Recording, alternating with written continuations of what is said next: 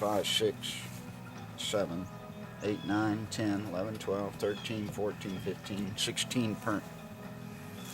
And that's not counting the nubulites. Turn it around. Count those. Turn it around this way. Oh. Former draw. Let's see. If you go Straight through shot, if you that go ain't- through the high post gate, Yeah. and then that No, I know draw what you're to talking your- about, but I mean that. Tim said- that deer Clyde shot that was 160 something. That I scored. I mean, that's. I mean, he still has some good bad. Yeah, sure we'll get him. Tell a story. Hello? Oh yeah.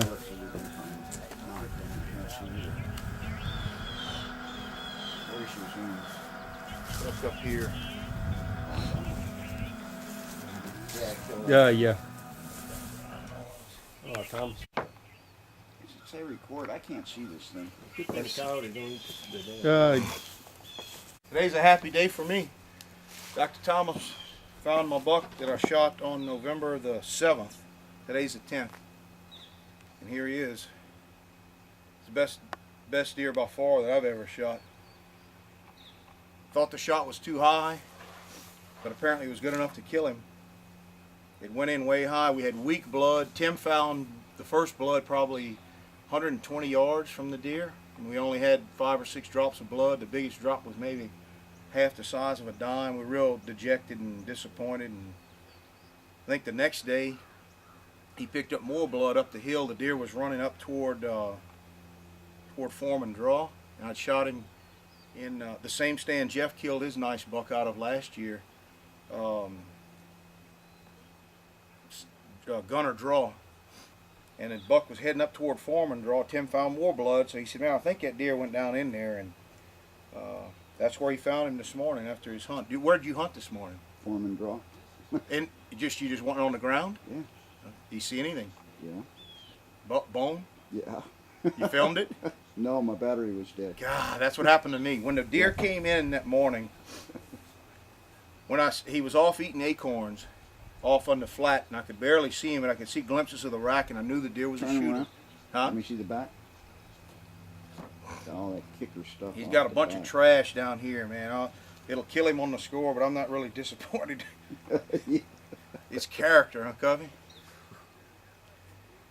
I'm really happy with this deer. I'm disappointed we didn't recover him the day I shot him, but I got him, and I've got a cape that we can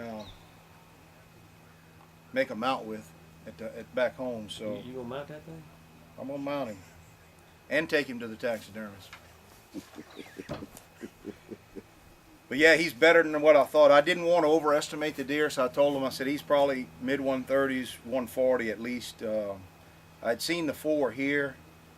Right at the time I took the shot, I knew he had some extra stuff, a little trashy stuff on the brows, but I didn't realize he had quite that much. But man, he was pretty under me that morning. If it hadn't have been for the cold weather, I'd have had some video footage of him. But my battery went dead real fast. I mean, normally when the battery's charged up, it's got 80 minutes on it, and I got in the tree. The first little doe that came in, I put the camera on, and the battery went down to 42 minutes, and I filmed 3 or 4 minutes, and then it was down to 22 minutes, and the next time I turned it on, the battery light was blinking. And about 10 minutes before this deer came in, I pulled the battery off the camera to stick it in my pocket to warm it up, and I was sitting there, and he walked in at 9:15, and the battery wasn't on the camera, and I got set to draw, and I hit him 6 or 8 inches higher than I thought where I was aiming, and I wasn't sure that I made a double lung hit, and I'm still don't know if I made a double lung hit, but whatever, it killed him.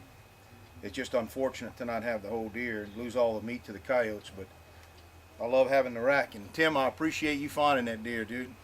My pleasure. That is spectacular. He's got a lot of character, and he's a cool looking rack, and by far the best deer I've ever shot. That's fantastic.